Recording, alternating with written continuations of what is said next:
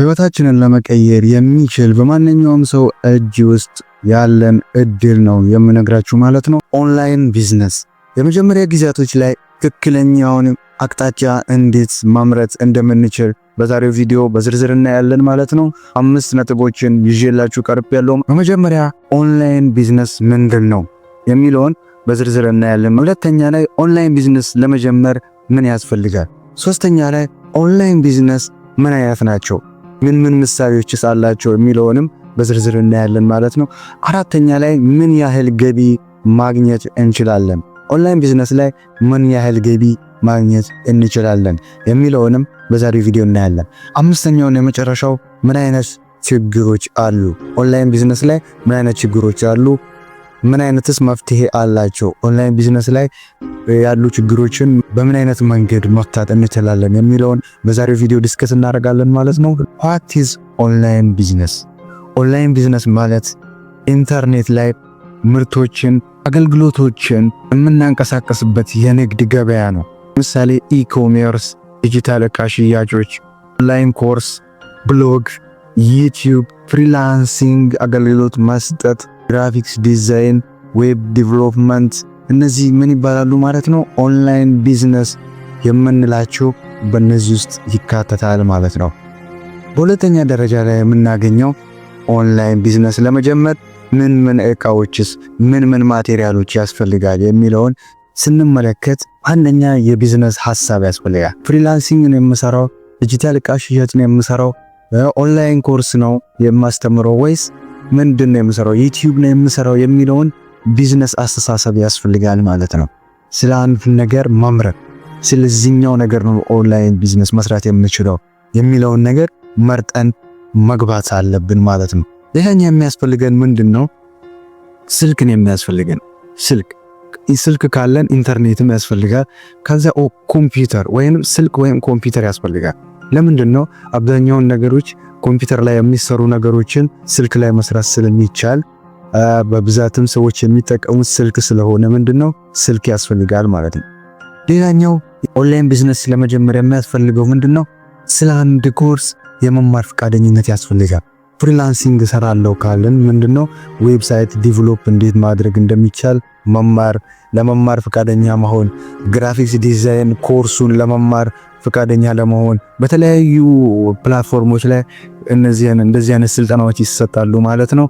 ለምሳሌ ዩቲዩብን ብንወስድ በዩቲዩብ ምን አይነት ቪዲዮዎች ይሰራሉ? ስለ ዌብሳይት ዲቨሎፕመንት ይሰራል፣ ስለ ግራፊክስ ዲዛይን ይሰራል፣ የተለያዩ ቪዲዮ ኤዲቲንግ፣ የተለያዩ ነገሮች ዩቲዩብ ላይ ይለቀቃሉ። እንደዚህ አይነት ኮርሶችን በተግባር ሄዶ መማር ሊሆን ይችላል። መማር ፈቃደኛ ነን። የራሳችን የውስጣችን ተነሳሽነት ያስፈልጋል ማለት ነው ኦንላይን ቢዝነስ ለመጀመር። እና ሶስተኛው ኦንላይን ቢዝነስ ምን አይነት ነው? ኦንላይን ቢዝነስ የምንለው ምን አይነት ስራ ስንሰራ ነው ኦንላይን ቢዝነስ ሰራን የምንለው? ምን አይነት ነገር ሲሆን ነው ኦንላይን ቢዝነስ የሚባለው? 3 ቦታ እንከፍላቸዋለን። አንደኛው ፕሮዳክት ቤዝድ እንለዋለን። ኢትዮጵያ ውስጥ የሚሸጡ እቃዎች አሉ፣ ከኢትዮጵያ ውጭ የሚሸጡ እቃዎች አሉ። እነዛን እቃዎች በመሸጥ ለምሳሌ ኢትዮጵያ ውስጥ የሚሸጡ እቃዎች ምንድናቸው? የጥበብ ስራዎች ምንድናቸው ማለት ነው? ኦንላይን መሸጥ እንችላለን፣ መግዛትም እንችላለን። ስለዚህ በእንደዚህ አይነት የኦንላይን ሽያጮች አማዞን ላይ አሁን በጣም ታዋቂ የሆነ ካምፓኒ ነው። እንደዛ አይነት ስራዎችን ምን እንላቸዋለን ማለት ነው? ፕሮዳክት ቤዝድ እንላቸዋለን።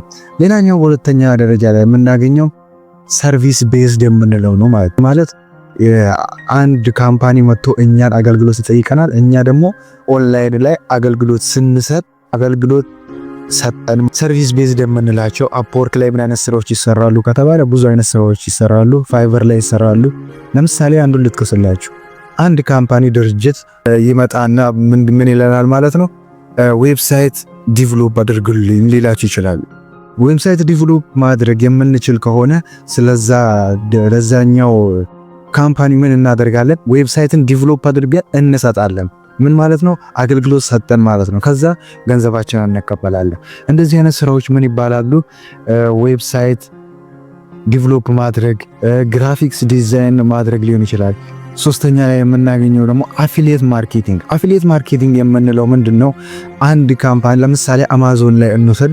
አማዞን የተለያዩ እቃዎችን የተለያዩ ማቴሪያሎችን ይሸጣል።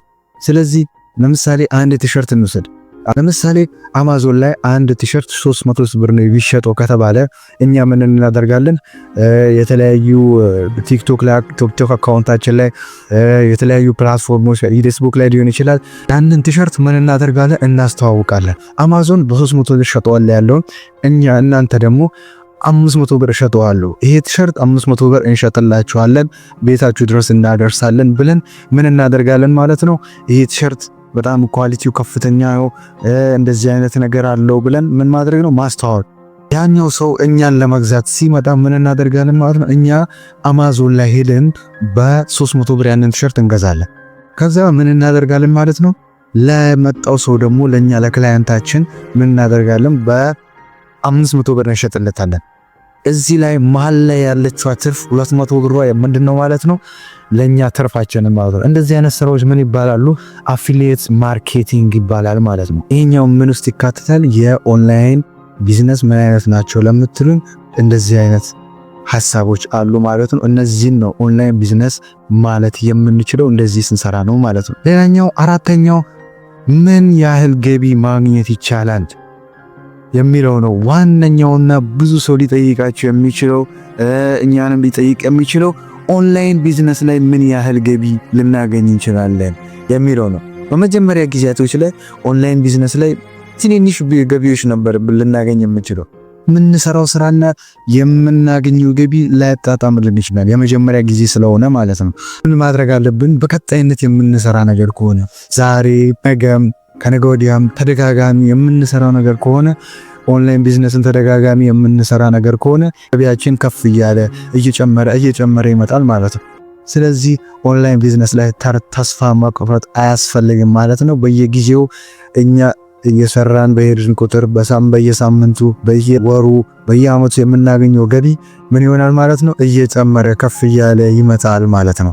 አንድ ነገር ከጀመርነው በኋላ በተለይ ኦንላይን ላይ ማቋረጥ የለብን። ቀጣይነት ያለውን ስራ እስከሰራን ድረስ ምን ማድረግ አለብን ማለት ነው?